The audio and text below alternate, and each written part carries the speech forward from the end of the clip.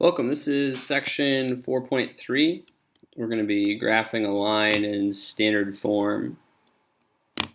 Graph a line in standard form. We've probably already looked at slope-intercept form perhaps.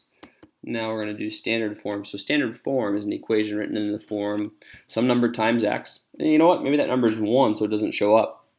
Plus some number times y equals some number. So maybe I have an example above. I don't know what that means in parentheses.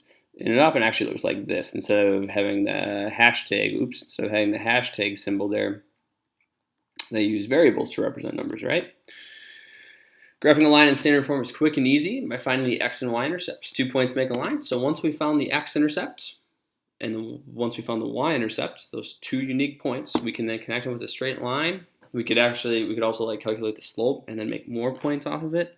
So sometimes this is a really quick, easier way. Sometimes quicker and easier than slope-intercept form. It kind of depends on the equation that you're giving. There's some in slope-intercept form that are a little more tedious to graph, and sometimes standard form is better, and sometimes it's vice versa. So it's good to know 2 ways to do this. Or this is the 3rd way, really, right? So we've done tables, we've done slope-intercept form, and now standard form. All right, so let's do this. So remember, the x-intercept is the x-coordinate of a point where it crosses the x-axis, and that's where y is 0.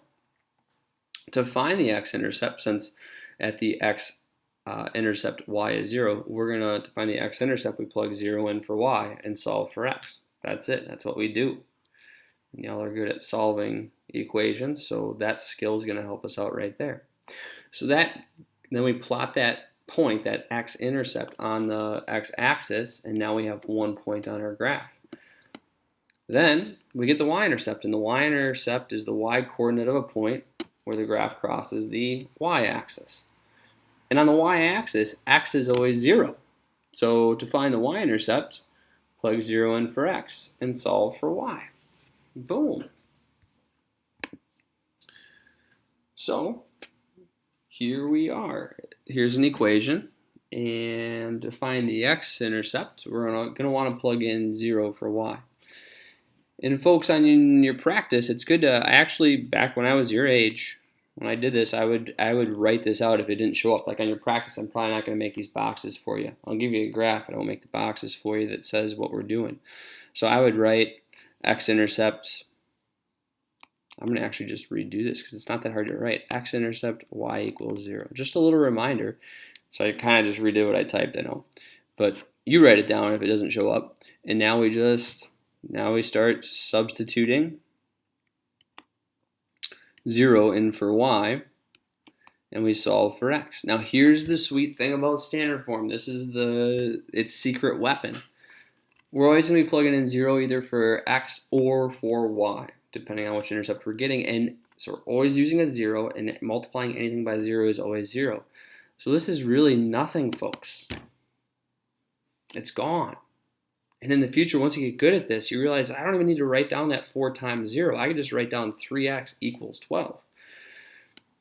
I'm going to rewrite it now just so it looks pretty, but really we have 3x equals 12. So what is x? The x-intercept is 4.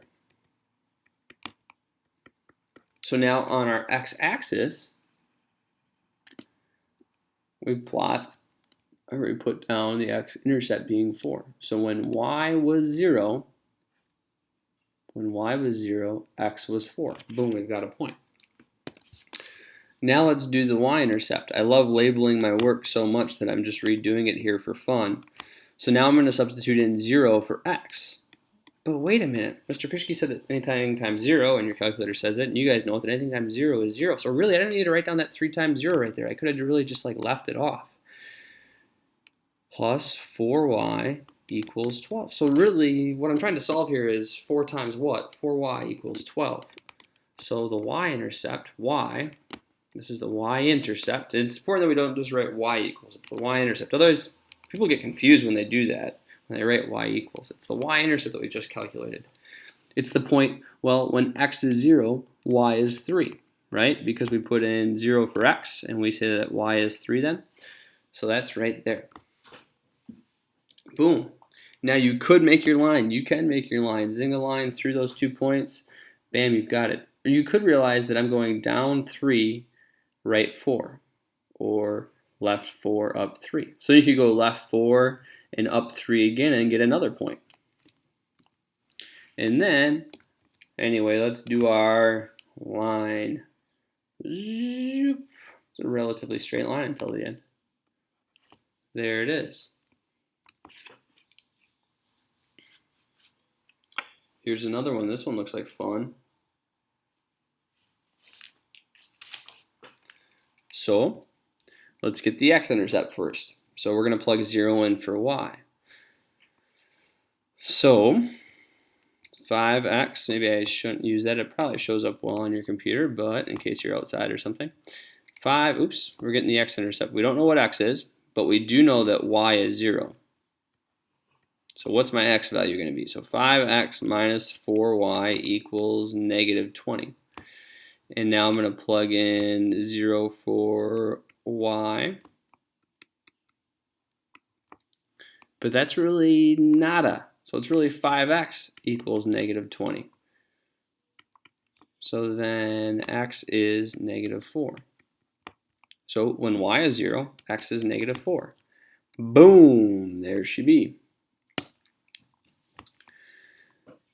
By the way, folks, if you realize it, maybe you're thinking, hey, I could have plugged in 0 for y there, and that would have been nothing. So really, it's just 5x equals negative 20 for like the work that I need to do. You could have gone there. You can do that. I'm giving you the okay, but I want to show you one quick heads up here on this next example right here, or getting the y-intercept. So here I'm going to still follow through with all of the work to make one quick point, and then you can run with that shortcut. So I'm plugging in 0 for x minus 4y equals negative 20. There's my substitution. So this is gone, right? Yes, it is. This is gone. 5 times 0 is nothing. I don't need to write that down anymore. But what we need to make sure we identify is that it's not just 4y, it's negative 4y right here. It's negative 4y equals negative 20. That minus sign or negative sign is incredibly important. It's as important as any other number. This number right here is like a 4 or a negative 4. Goofing up the negative or the minus part out here is the same as calling this number right here like 27 or something like that. There's a negative there. Make sure you identify that. All right, that was kind of a weird example. You guys are probably like, what, Mr. Fishke, huh? Y equals, so we divide by a negative 4. To undo multiplying y by negative 4, we divide by negative 4. Oh, that negative is so important. Now we have a negative divided by a negative. So the right answer is the y-intercept is at 5. When x was 0, y is 5. Right there. Boom.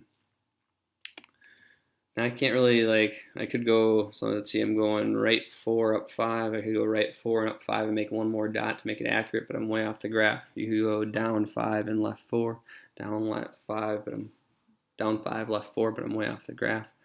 That's just a zinger in line. I even missed the dot. That's okay. If I see the dot, I know where I'm trying to hit. I just, I'm not a surgeon. There we are. There's graphing lines in standard form. Once you get just going to the shortcut, straight up to the shortcut, which we could have gone straight there as long as we remember the negative, this goes pretty darn quick, folks. It's a pretty slick skill.